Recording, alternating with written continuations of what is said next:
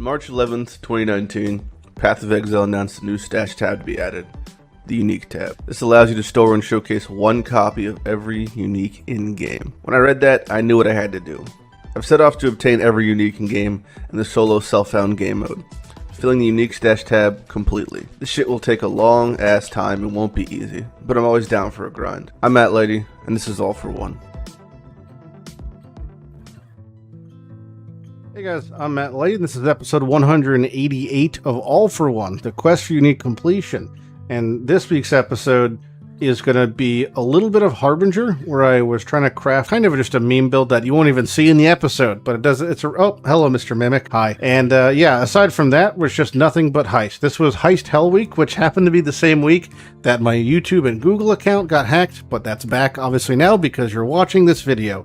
So everything is fine and nothing even happened. But thank you all to the people who supported that. And speaking of support, Ice-T Aesthetics is the sponsor for the All for One series and all things Lighty.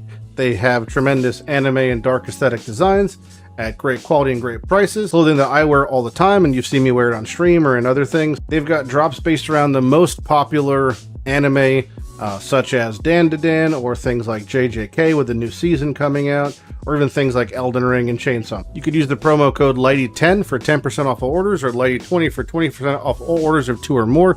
Free shipping past $100, and it's pretty much global. By supporting them, you support me and support the channel and the continuation of all things Lighty. They make great gifts. They make great clothing. Entering the winter season, get yourself a nice oversized heavy tee or a sweater. But thanks for checking it out, and back to the video. All right, let's face the camera now, Mr. Turtle. Hello. So yeah, the video is mostly going to be a little bit about Harbinger and then a bunch about Heist and talking about my process for running Heist. And I ran about 1,000 Grand Heists this week, and then the results of that. And then we'll talk a little bit about what we're missing from Heist and what our focus is going to be in the weeks leading up to the end of Settlers 3, Mercenaries of Calgar, Settlers of Calgar, Trarthan, Calgar, and Settlers. Anyway, here's the video. Enjoy. If you have any questions, feel free to ask me. Otherwise, I'll catch you guys in the next live stream. Oh, fuck you. This weekend I was doing some Harbinger because I wanted Fracture Orbs. And it's basically the only way to get Fracturing Orbs, aside from you could get the Fracturing Orb card off of any of the map bosses that are twinned. So like Strand and like Ivory Temple, like the twin bosses. Those can also drop a card. The card's grossly rare. It's a 2-set for 2 whole orbs. But some people do farm that, and then they try to dupe them. Like they'll keep doing they'll keep one, right? And then they'll keep doing the harvest between craft. And then getting a 2-set but putting one back in is to try to, like, you know, roll that 50-50. But it's like, it could be a really long time to get a card, let alone 2. So the other way of doing it is just Harbinger. And Harbinger is like very one note. There's only one, maybe like 1.5 things to discuss. You're always using Warhordes. You're always using Regency. And you're always using at least 2 Harbinger Scarabs with just all the Harbinger nodes on the tree. And any amount of map effect and any amount of currency scaling. I don't think I would ever waste Avarice Maven chisels on doing Harbinger stuff. But you definitely would just chisel, like I just chisel canyons and roll them for currency, right? So there's like 180, so any amount of chiseled for currency is good. But I don't know if I'd go as far as wasting Avarice, because you still probably won't get a fracturing shard in the fucking map. But the other discussion is, do you use for your 5th slot obelisks, which it's a bit of a 50-50. Some people have very good track records with obelisks, some people have very bad track records with obelisks. They don't drop as many shards, but some people are like, oh, well, the amount of shards you introduce lets a higher % chance to roll for fracturing, and so it's really up in the air. And then the other point of discussion you could make is, in lieu of doing this as the 5th slot, do Horn Scarab of Awakening, which, when you use this, it gives you the imbued option, and the imbued option gives you the imbued Harbinger, which is the exact same thing as regular Harbinger, but it has a 50% chance to have a King Harbinger instead, a Harbinger boss, which plus Regency plus Tree brings you to 100% chance. Now, is that worth losing? Because you end up losing 3 Harbingers because it's occupying a Scarab slot and the map slot. I don't know if it's really worth it. It's like you're already at a 50% chance there. and then a 25 squared, a 75% chance. Is it worth the other 25%? Maybe, maybe not. I think I'm okay with... I think the best thing ultimately is 3 Harbingers, 1 Regency, 1 Warhordes, which is what I recommend, which is what I've been doing. But if you just, like, for some reason ran out of regular Harbinger, you could sub in Obelisks. I wouldn't bother doing Harbinger without Warhordes and Regencies. If you don't have full sets of Warhordes and Regencies, I would just stop doing Harby for now and come back later. Now, like I mentioned about Harbinger, the reason it's like the weirdest fucking mechanic, because it's like, especially in SSF, it's like, oh, I'm doing Harbinger because I want to fracture something, because I want to do a big project. For example, I'm trying to fracture +1 all gems and Imperial Scheme. And I personally, as a human in this game, have an atrocious fracturing record. Like, I'm like 0 for 20 on hitting a fracture.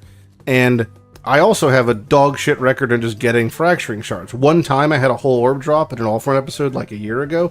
Maybe it was like 3 years ago. But aside from that, I have a terrible record for getting fracturing shards. And when I do get them, they're the double stack of 2, which is the low roll. So you get 2 stacks of 2 that drop. And I've gotten 3 of those in the past 30 maps. And these are 30, 16.5s rolled for currency with full everything on. So that's just a bad time. Maybe during this video, since every time I record, seemingly I get lucky. But the good thing is, you go for the fracturing shards, but you end up leaving happy because you get tons of annulments, tons of exalted, tons of ancient orbs, and that's pretty okay. Chaos, you're probably going to actually lose chaos on average, because the cost to roll the 16.5s for high currency, and also within the confines of your regex, and then also the map craft, you're probably just going to lose chaos. But yeah, it's not terrible. The other thing is the pedals are like kind of okay-ish. Oh look, delirium. But yeah, ultimately it's bad. Sometimes for some reason also Harbinger can just be incredibly lethal to not only you but also your mercs, right? It's just like a weird thing. I think it's because the amount of proc shields that Harbinger spawn, and how sometimes it just spawns rares like on you, that sometimes Harby is just really fucking spooky out of nowhere. Even on a, like, my character's super juiced, right? And I'm level 99 and I've got quite good gear. Actually, I don't want to do delirium. The gray kills my eyes. And it's just like sometimes Harby just kills you. But the good thing is you get a bunch of annuls. It's really good experience if you don't die. And for context, like I said, I've done this, on this character, and I actually did die once a couple days ago, or Saturday doing this, because I rolled the map for petrification, and although my Cruel Mistress has a garb which makes petrification do nothing, sometimes she just fucks off, so she just like ran off to start a new life, somewhere, and left me petrified, and then within 1 second Harbingers descend upon you, because they're just really, they do a lot of damage, especially when you're doing like max map effect 16.5s, which is what you got to do to get the juice, right, to really have good results, I feel like. But you're just gonna get, it's just spooky. It can be spooky, so keep that in mind. But yeah, you're here for fracturings, and you're just happy because you end up leaving with a lifetime supply of annulments, tons of exalted, tons of ancient orbs, although ancient orbs are pretty shit until they're not. That's the ancient orb way. Either you hit or you don't, and most times you don't. So whether you're going for belts or not, that's one thing. But don't forget, ancient orbs also respect eye level. It's the one of the very few, if not the only remaining, I think, institution in PoE that respects item level. So in general, if you do looking for things like farming out ephemeral edges, etc., doing low level 2x3 swords, then you ancient orb them, they're going to stay low level, whatever. And it respects the item levels of things, which is, I'm sure many of you remember when I used to play trade back in the day when PoE was a simpler time. There was a video I made about ancient orbs with Lycosidae and Titticus band that was somewhat controversial at the time. Follower sound. Thank you, friend. Either way, so yeah, Harbingers, it's good experience. I'm getting 2% at 99 per canyon, just doing max Harbingers. But yeah, it's just the results are highly contentious and they vary. And in SSF, again, it's just one of the mechanics that I would not bother doing unless you have full scarabs, because one of the scarabs is going to literally double it, and one of them is going to figuratively multiply it by 0.25%. about 25% more because you're getting the Harbinger bosses, which just spawn way more things and drop way more loot. So it's just kind of not even up for debate. And then I use petals whenever I get them, like these big petal moments are kind of cool for gold, although they don't really yield much in return because, you know, they're Harbingers. They do drop a lot of fractured items too, but I'm not showing fractures unless they're, you know, on base. But yeah, you can see like the amount of shards they drop. It's quite a lot. It's just most of them aren't good. You know, most shards aren't worth picking up. For me, it's you know, Exalted Ancients. Those are the big ones. Annuls. Nulls are great, and then Fracturing's the dream. And you can drop whole orbs. You could drop a whole orb, but it could duplicate it, I believe. But, yeah. And then for altars, you'd like to run Red Altar, Max Red Altar if possible, for higher chance of duplicating currency, although I'm currently on a mission on blue, so I can't do reds. But in general, I'd recommend reds, because reds are just better. I have on this tree Beyond as well, because you're spawning so many mobs. Beyond also just spawns like crazy. It feels like a good accompaniment, you know, to Harbingers. There's not much else I like doing with Harby except for max map effect, max quantity, so... yeah, it's a pretty low investment tree, so you could do things like get all the map effect nodes, get all the Scarab nodes, and then do one other big mechanic that seems to work well with it, which, again, I think Beyond is a good one. You get a lot of portal spawns here. Feels like a lot of good results. Yeah, those balls that they shoot out, though, those are the things that are like the Merc killers. I don't know what it is about the lightning damage from Harbinger, but it just seems to shred Mercs. Like, I can see their life moving, and my Merc is effectively immortal, so it's like... always pretty wild to see. It's a good headhunter mechanic also. If you have a headhunter decide to use one of those, there's a lot of rare mobs that spawn, so it's good. And it's a good gold mechanic because you're rolling the maps for currency, and because they just there's a lot of fucking magic mobs in here. A lot of rare mobs, a lot of magic mobs. You just end up getting pretty good gold results. The Harbinger orbs themselves, I would say, are one of the least useful things. Although one use I've found for them, although it's kind of niche and doesn't present itself often, is for some reason if you were low on originator maps and you find originator maps that are for some reason not 16, you could Harbinger orb them up. Aside from that, though, it's like I don't really know what the use of Harby orbs is unless you're hunting Harbinger uniques, because they're just... beachheads are kind of mediocre, in my opinion. I have Profane Bloom on. Normally I don't use Profane Bloom, but I turn on for Harbinger because it just feels extra good.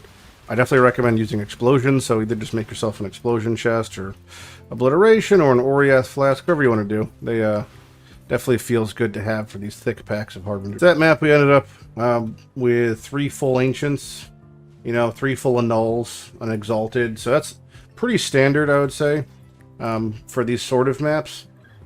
You almost always get an Originator map back, if not guaranteed, and yeah, some Chaos, but again, 13 Chaos is about probably what it costs to roll.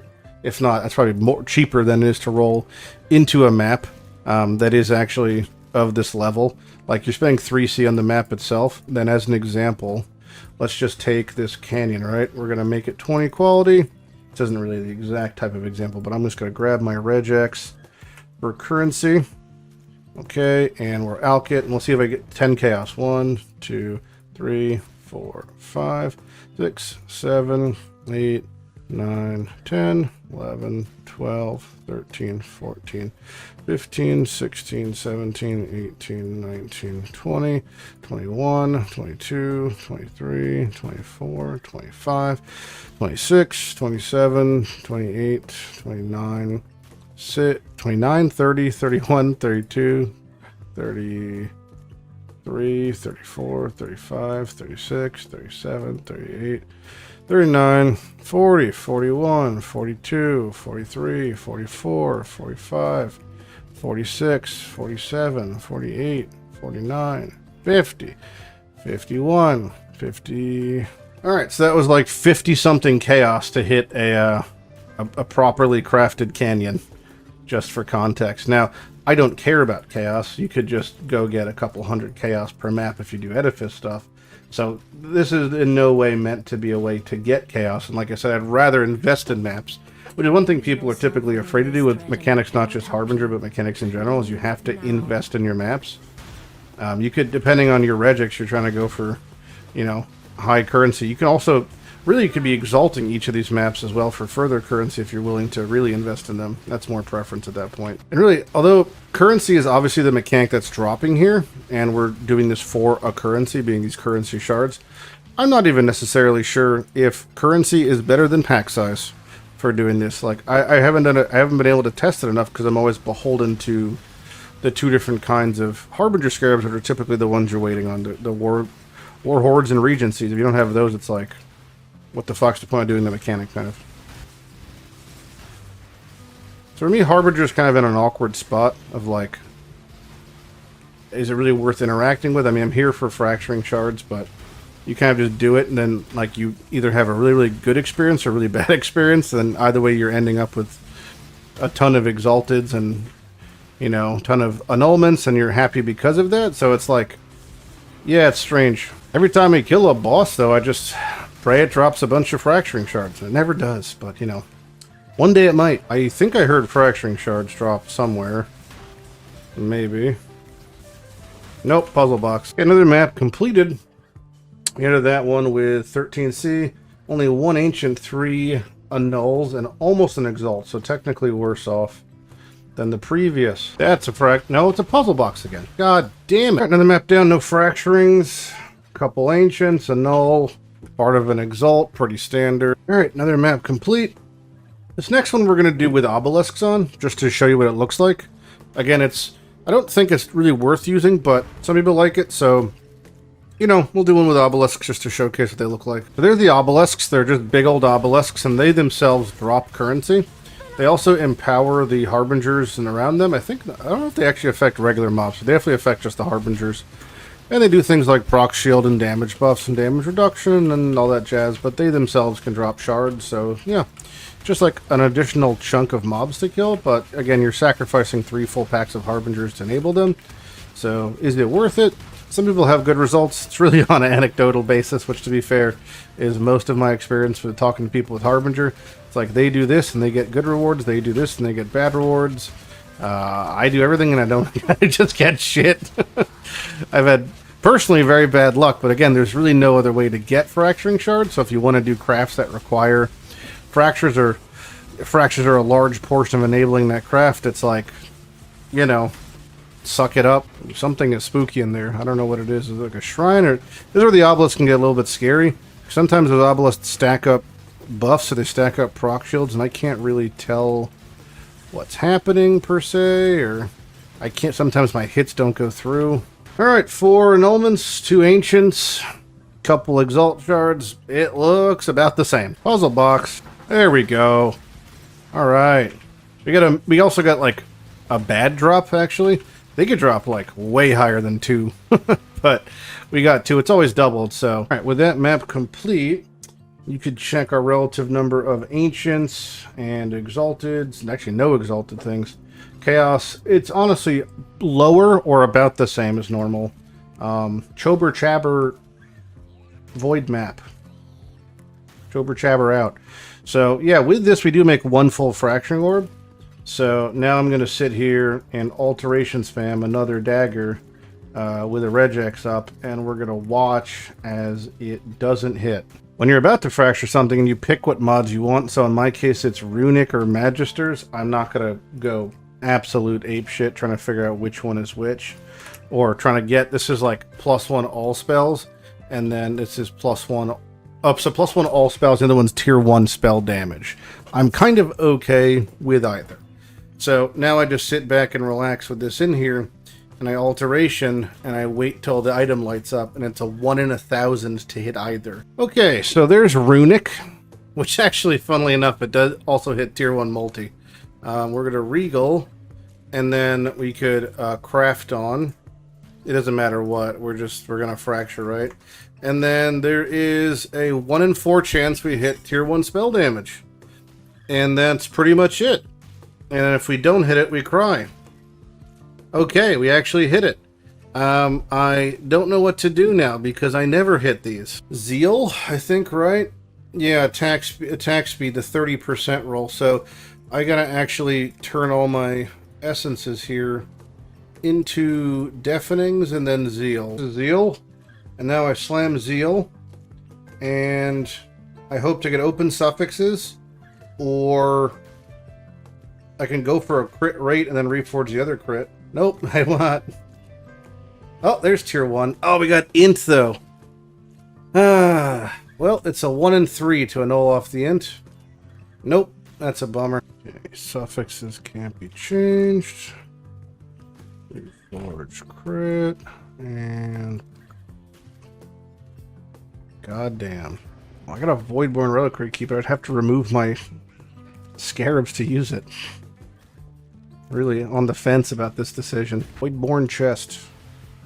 What piece of dog water. Oh. May your ores be strong and your friends build stronger. Thank you for that, friend. May your item be left in my map device forever.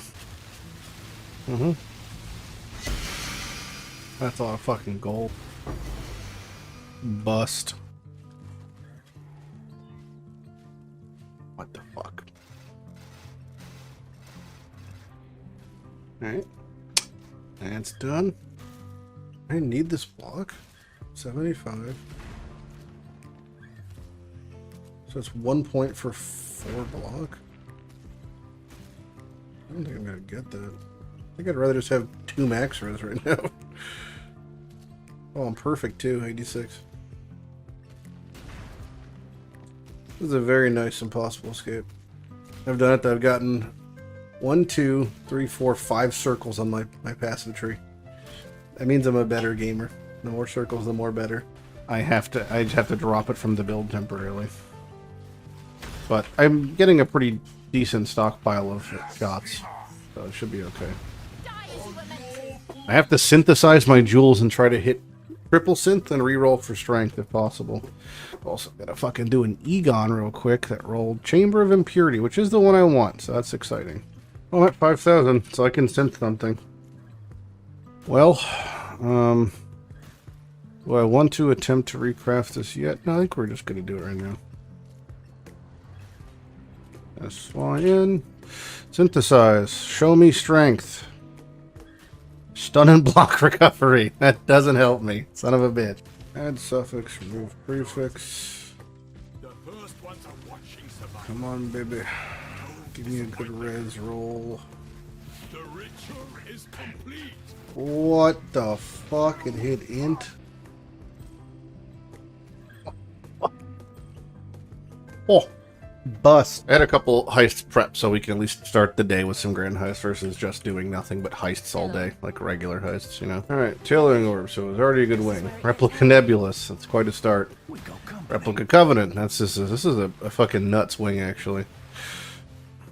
Those are two rare ones right there, next to each other. Some big boys out the gate, some big boys!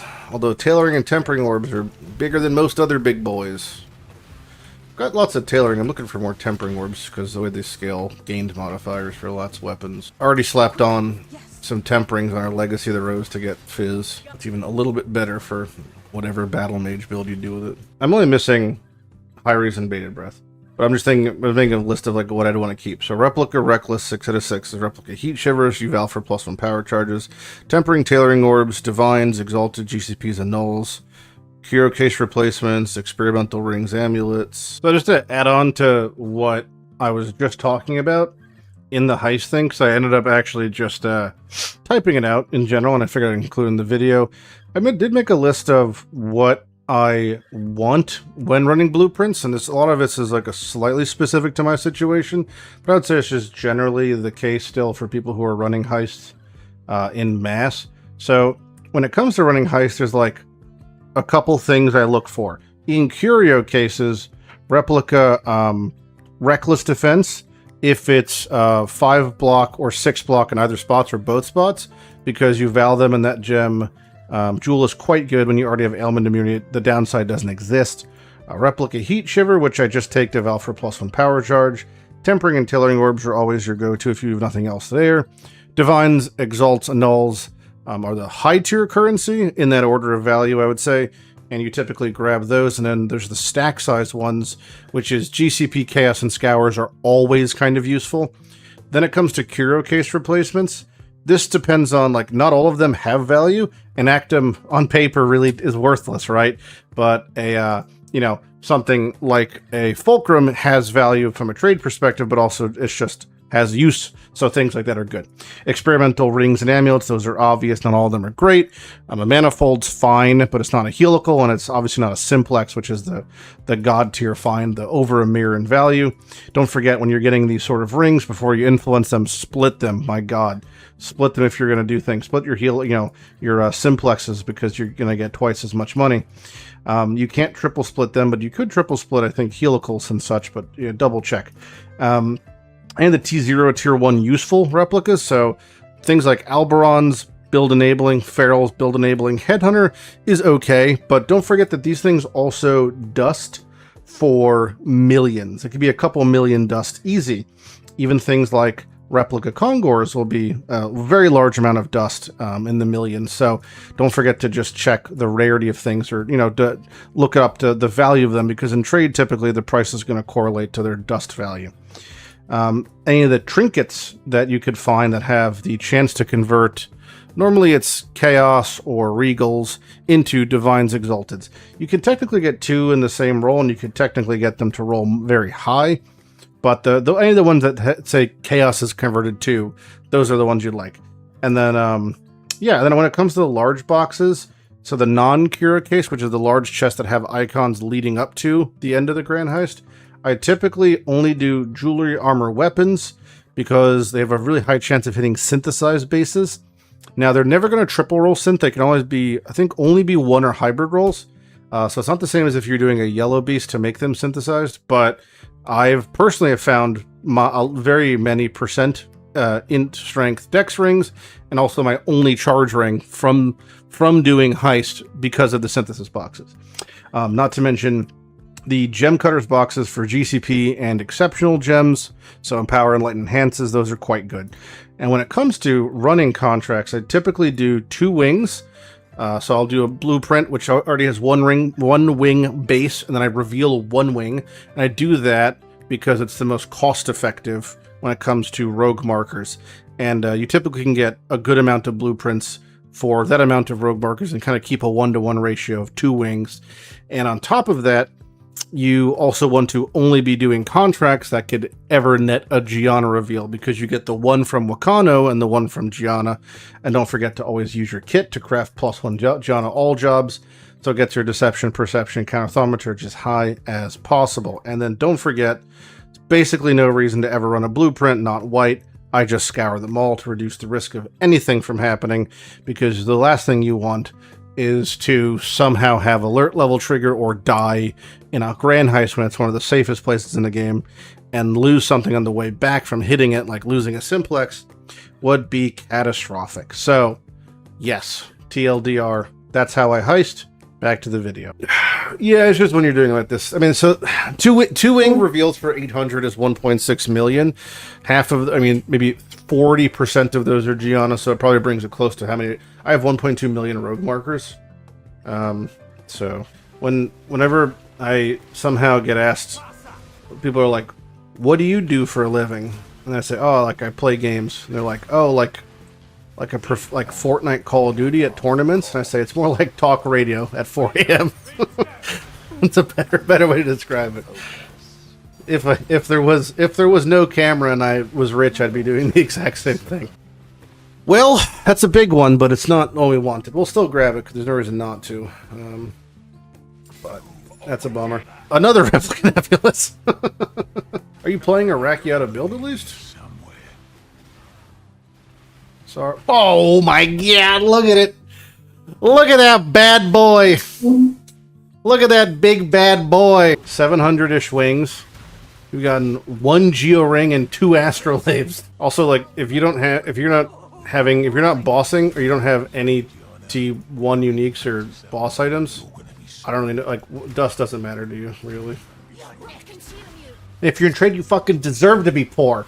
If you can't boss, you can't get items, you deserve to be in the streets like a rat. Drinking from the bottom of the trash cans. Just slipping up that rainwater slosh. 20 years in the can. Not a peep. He spent 14 years in the Chechenian Special Forces. Yeah, then why does House look like shit? We almost got most of the Record Office and Smugglers done, so not bad there. And then we got 1 Manifold, a Cogwork, a Geo. We now have 2 Astrolabes and a Micro Distillery. And then like 3 million dust worth of replicas we tossed in. You know, and a couple curio. I mean, I'm not even sure which ones, but I've got. We'll check back in tomorrow. And you gotta get that sweet New Haven Pepe's pizza. Well, glad that's over. Holy shit, it's Divines. I can't believe it. Wow. The one in 20 grand, or the 1 in 20,000 roll. It's like the job speed is so fucking funny for Tibbs for the Tunnel Slam, because he runs up there so quick, he has so much job speed. But then once he reaches it, it's like...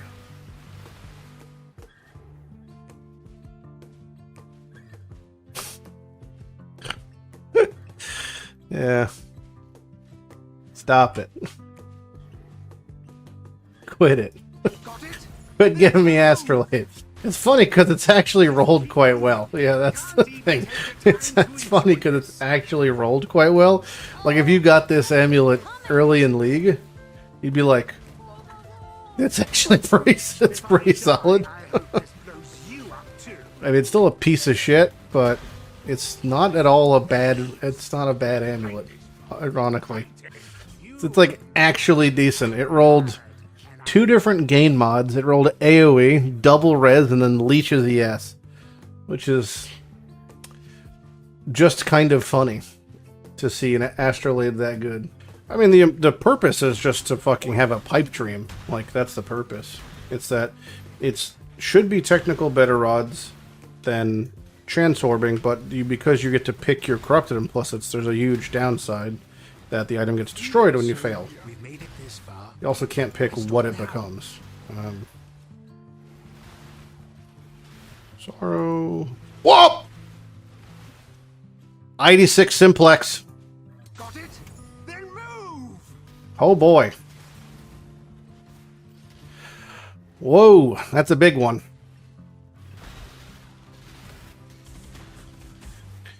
We knew I was due. Can't celebrate yet.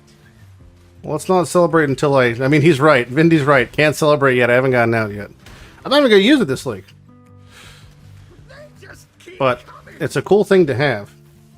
Just keep moving. What are you going to Yeah. do with your share, Vendiri? Try out new powers, of course. So that was... No. We're like somewhere near Includes any note. 850 to 900 wings. And to get either amulet is roughly 1250. Targeted 2500 roughly. Then I could split it if I wanted to. I don't have actually have a split piece at the moment, but I could. Cool. Anyway, back we go. Tornado upgrade? Nope. Tornado wants focused amulet. Not simplex. Account for all the variables. That's the wrong amulet for a tornado. You can use a simplex. It's just you want focused amulet. We'll probably be about here on Rogue's Markers, and then we'll have 48 more. Repo tonight's fine too. I just have to look out for emails from Google and YouTube mostly. But yeah, just to recap, we ended the day. We got, I didn't show it, but we have a replica Alberon. So it may have been yesterday. I can't remember. We've gotten that as like a good item we actually kept. And then a simplex we talked about, which I can split. Not that I'm using it, but I could split it if I wanted to. Another Cogwork and another Geo Ring, or maybe 2 Geos and a Cogwork. Another Astrolabe. 4 Fulcrums. Oh, we've got an Exalt Trinket and a Divine Trinket now. So we've been fucking pumping, obviously. Oh, you absolute rat fuck. Oh, my webcam's on. Ah! What do we got for ships? Fucking trash. Alright, so you guys saw a good amount of Heist in the recap.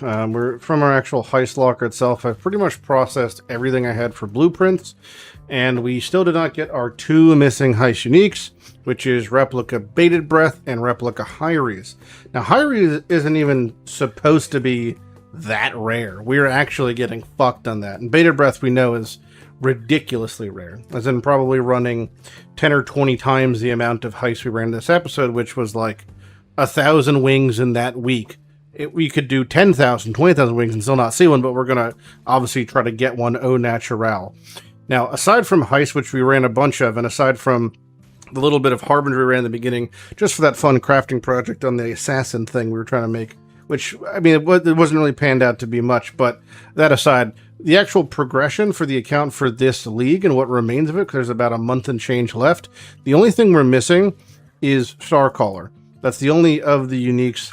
We are missing a Starcaller, which we are due on statistically, but we're just going to be doing the the unfun thing coming up here, which is pretty much map rushing all of these canyons I have stacked up, of which we have a bunch of canyons, not to mention any of the ones, you know, here as well. So we're going to be just doing nothing but entering a map, hitting Bladefall of Charthus, lighting warping to the end, rinse repeat until we have all the Egons we can ever dream of and getting that, and then then we're done with as far as getting the expansion stuff. Now, it's very possible the expansion stuff will be added next league, and the drop tables and pools could be totally shifted, but I still want to get it out because then just clear it off, worst case scenario.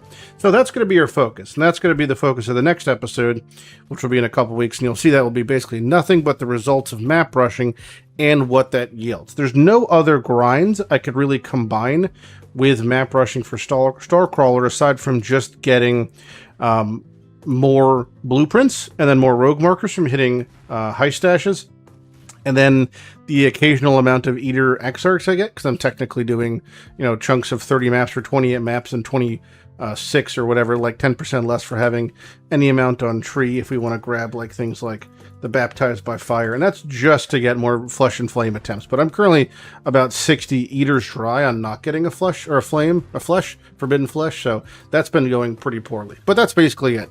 So the actual progress of this week's episode is technically non-existent. We've got incredibly rare things and a large swath of great items, like, you know, simplexes or manifolds, all this sort of shit, none of which we need or care about for the series. But it's still fun to see. So in that way, it's like, sure, we're not upset, and that's fine, but also, we got some canyons to run, because I want to snag this fucking Starcaller, and close the chapter of this league in a high. I mean, we did get pretty much everything, we've made tremendous progress, and on the merge, we're going to get an Utmost, which is exciting, but let's get our Starcaller. Let's really close out this expansion right. So, how about that? I'll see you guys in the next episode. I'm Matt Lighty, and let's try to get that axe next episode. Let's try to finish the chapter, you know, that is Settlers 3. Settlers of Charthus 3. Okay, bye-bye.